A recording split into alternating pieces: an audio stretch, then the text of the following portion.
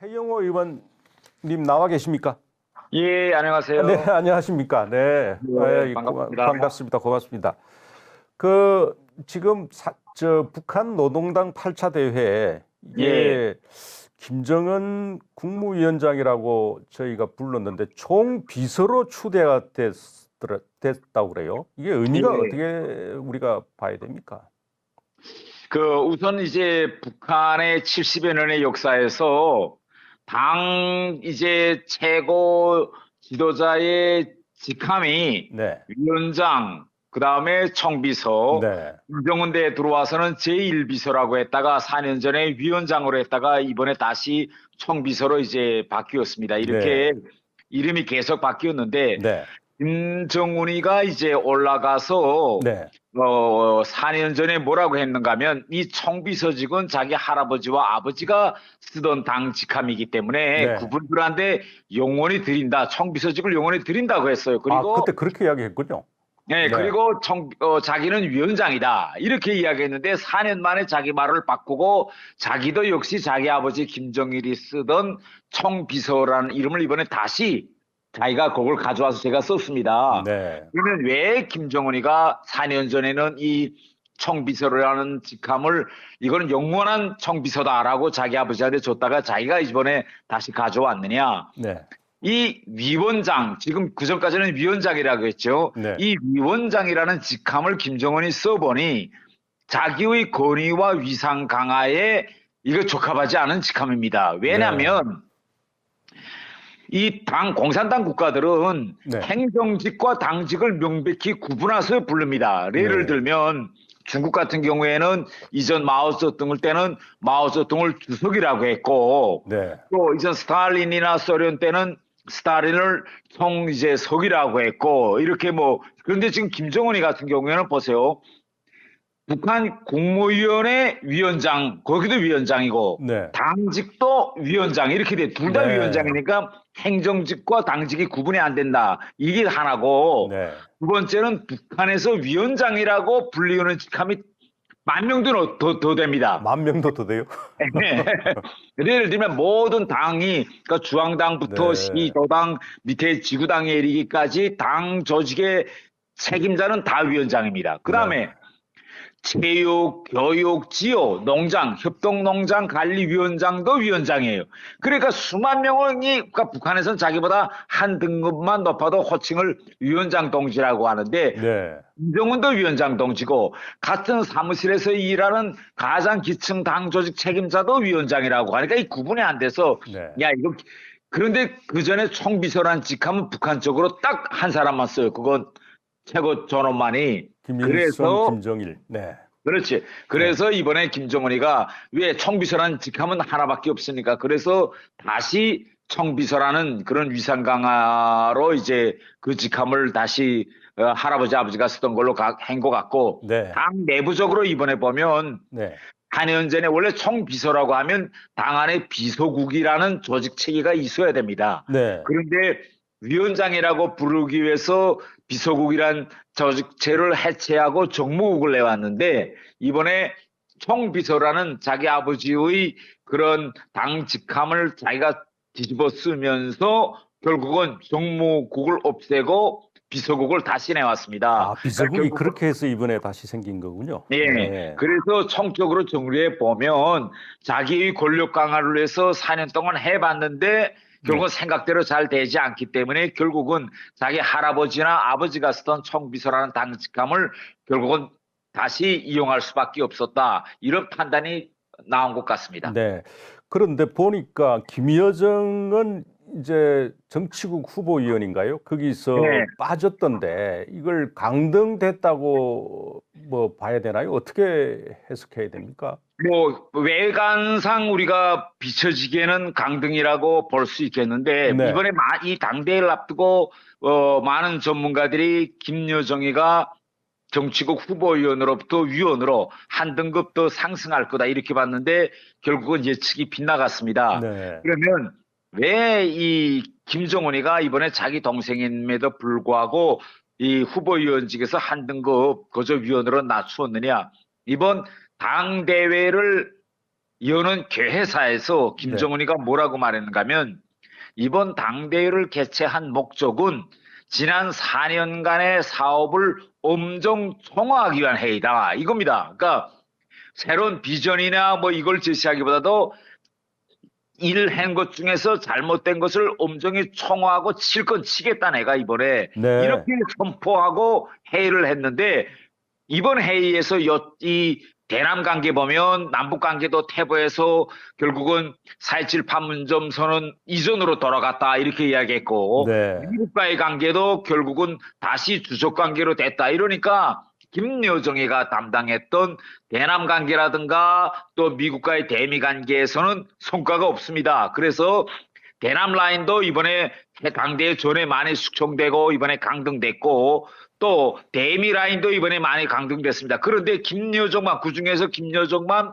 자기 동생이라고 해서 승진시킬 수 없거든요. 네. 그러니까 명분이 없었던 겁니다. 네. 그러면 우리가 이것을 김여정의 위상 하락으로 보겠느냐 이렇게 보면 안 됩니다. 북한은 세습 독재 국가이기 때문에 세습 독재에서 공식 서열보다 중요한 것이 독재자인데 얼마나 가까이 접근할 수 있냐, 접근성이 얼마나 좋은가가 기본 권력 서열입니다. 그렇기 때문에 이번에 외관상 비춰지기에는 후보위원회에서 강등된 것처럼 보이지만 네. 김여정의 위상에서는 변화가 없다 이렇게 보는 것이 정확하다 이렇게 생각합니다. 그렇군요. 그런데 이제 그 다른 인사 내용은 어떻게 분석하시는가요?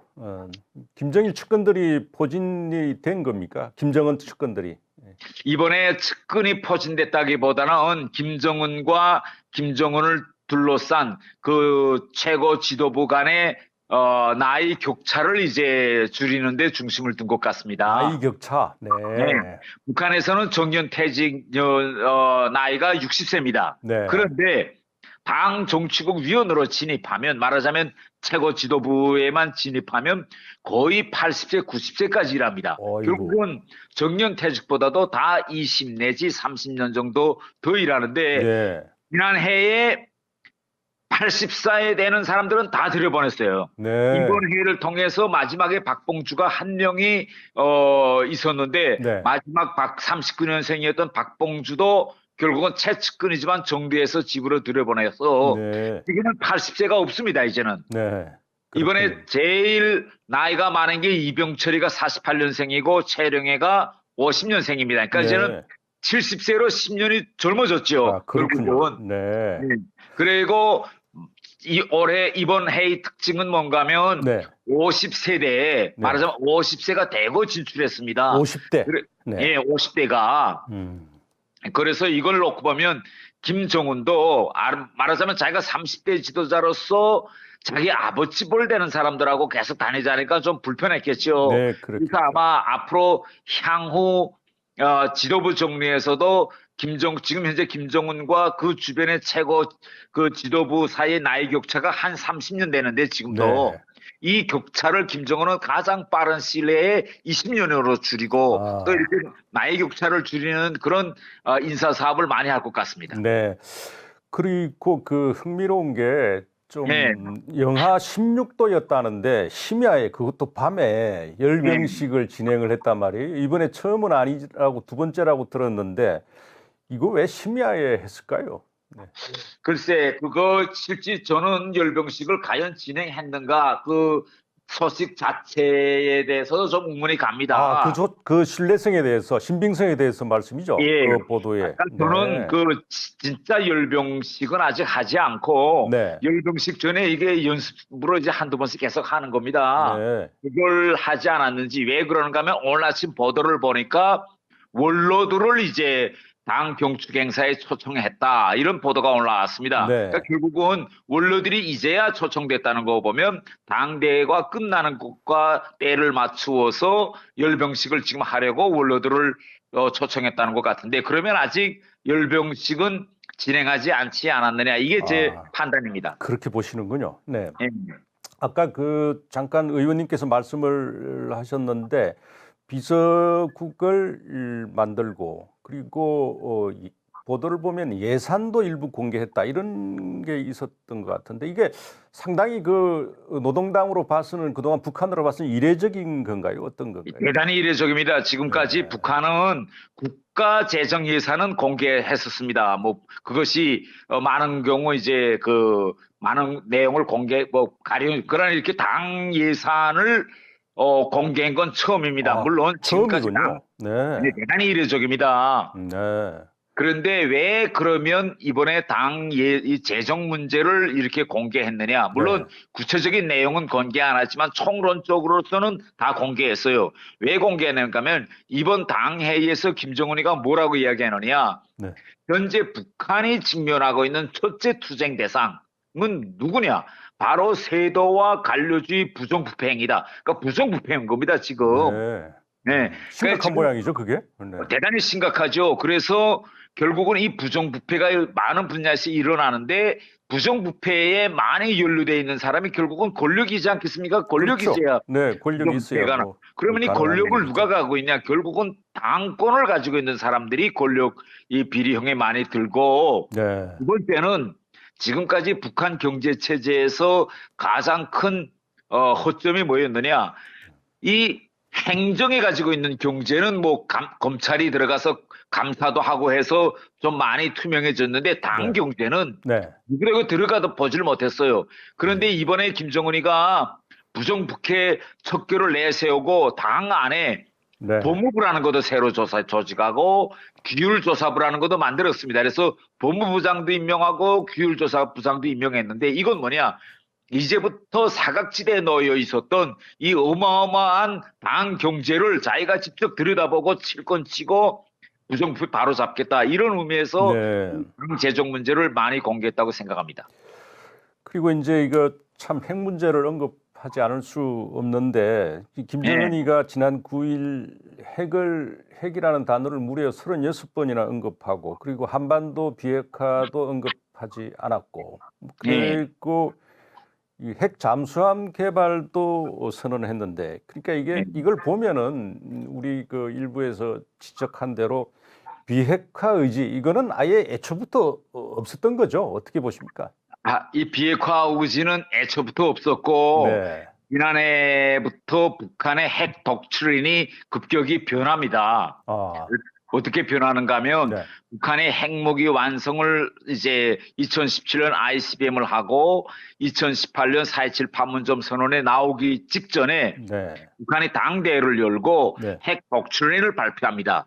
거기서 북한은 어떤 경우에도 핵은 선제적으로 사용하지 않겠다. 그래서 핵 선제 불사용 원칙을 지키겠다고 합니다. 이게 정상적인 핵 국가들의 핵 독트린입니다.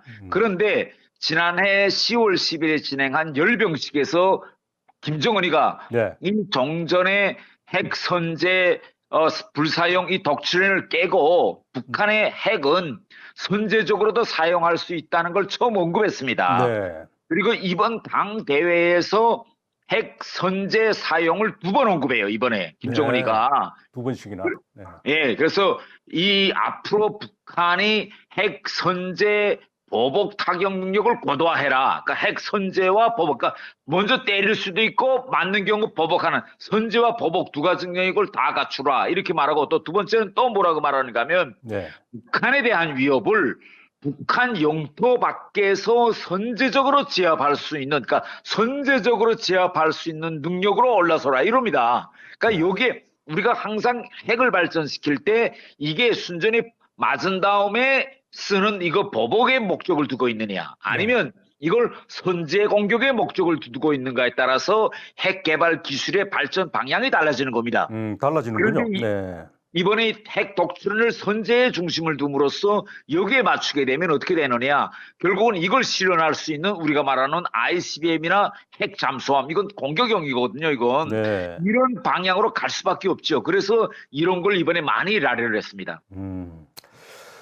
그리고 이제 김정은이 남북 관계에 관해서는 판문점 선언 이전으로 돌아갔다 그렇게 이야기를 했는데 우리 정부는 뭐 짝사랑이라고 할까 거두지 않고 있는 것 같습니다. 어제 문 대통령도 신년사에서 뭐 비대면 대화라도 하자 남북 협력을 계속 강조했는데 이걸 어떻게 보십니까? 이거 정말 짝사랑 아닐까요?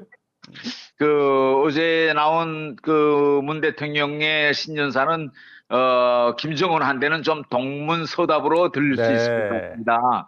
왜 그러냐면 김정은이가 우리 대통령을 향해서 뭐 최근 우리 정부가 방역, 인도 협력, 뭐 관광 교류 이런 거 제기하는데 그건 비본질적인 문제다. 네. 그런 거 하지 말고 음. 첨단 군사장비 도입 중지해라. 그리고 네. 미국하고 합동 군사연습 이거 중지해라. 이거 두 가지를 하라고 이제 김정은이가 요구했는데 이건 우리 정부로서는 이거 절대 받아들일 수 없는 조건이거든요. 한마디로 무장해제하라 이런 이야기였군요. 그거죠. 그거 안 하면 안 하겠다 이랬는데 네. 어제 문 대통령의 그런 북한의 요구는 외면하고 네. 이제 그런 뭐 비대면 대화라든가 뭐 남북 합의 이행하든가 이런 걸 했기 때문에 지금 결국 보면 남과 북이 서로 다른 이야기 자기가 하고 싶은 이야기만 하고 있는 거로 이렇게 이제 볼 수 있겠습니다. 네. 그리고 이제 그동안에 우리 정부가 북미 관계의 뭐 중재자 역할을 자처하고 그리고 또 아직도 이제 미국의 정권이 트럼프에서 바이든으로 바뀌었음에도 그 역할 포기를 하지 않을 것 같은데 이 북한이 이번에 내놓은 메시지 이런 거를 보면은 뭐 중재자 역할 그거 대변인 역할이라도 제대로 해라 이렇게 이야기하는 것 같은데 의원님 어떻게 생각하십니까?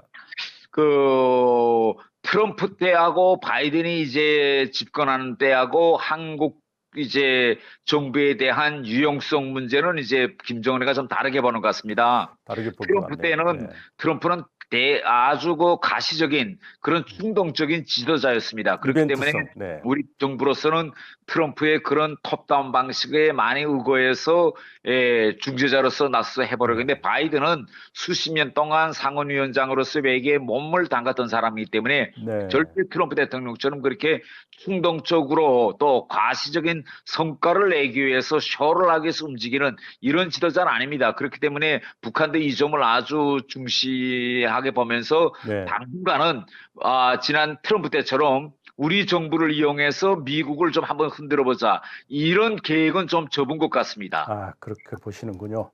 그리고 이게 북한의 역시 최대 후원국은 중국이라고 볼 수가 있는데 이 북중 관계가 뭐 이 한반도 정세에 미치는 영향이 사실 굉장히 클 텐데 이걸 앞으로의 북중 관계는 어떻게 보십니까?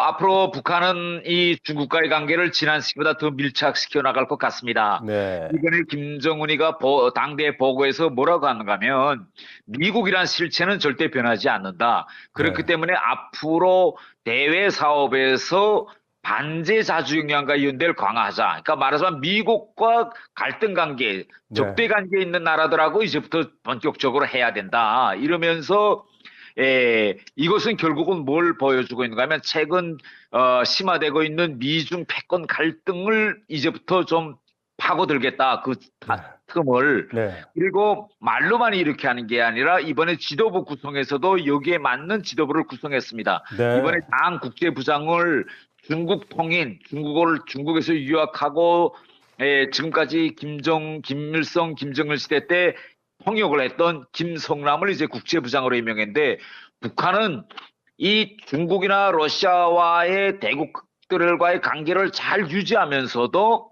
그들과의 직접 소통에 나서는 사람은 절대 러시아 통이나 중국 통을 임명하지 않습니다. 아, 그렇군요. 예. 네. 그래서 북한 역사에서 이렇게 당 국제부장을 중국에서 공부하고 중국 통을 임명한 적은 처음입니다, 이건. 그렇군요. 네. 네. 그래서 앞으로 이 중국 미중 패권 갈등의 틈을 이제 파고들 거다. 저는 이렇게 생각합니다. 그리고 마지막으로 사실 김정은이 처음 들었을 때 이게 젊은 나이에 이 김정은 체제가 얼마나 갈지 회의적인 분석을 하는 사람들이 많았는데 사실 그거하고는 지금 딴판으로 지금 김정은 체제가 이렇게 유지가 되고 있어요. 김정은 개인의 능력이라고 그럴까? 이걸 어떻게 의원님 분석하시는가요? 우리가 우선 김정은을 바라볼 때 네. 어떤 점을 중시해야 되는가 하면 네. 북한은 이거 세습 권력 승계 구도이기 때문에 정상적인 승계다라고 하면 당연히 맏아들한테 가야 되고 네. 또 그 권력이 맏아들이 뭐 장남이 안 되면 차남으로 가야 되겠죠. 네. 그런데 김정일한테 아들이 서 있었습니다. 네. 서 있었는데 결국은 막내한테 갔거든요. 네. 예, 그러면 우리가 한번 뭐 우리 이조역 조선의 역사에서 쭉 훑어보면 뭐 우리도 그런 게 있지 않습니까? 권력이 이방원한테 결국 가지 않았습니까? 네. 이런 걸 보면 그러면 왜 김정일이가 아들 서 있었는데 장남과 차남을 보지 않고 막내를 바라보고 막내한테 권력을 주었을까? 네. 이것은 세 아들 중에서 김정은이 능력이 구중 출중했기 때문에 막내를 선택했다. 이 점을 우리가 좀 눈여겨봐야 되고 네.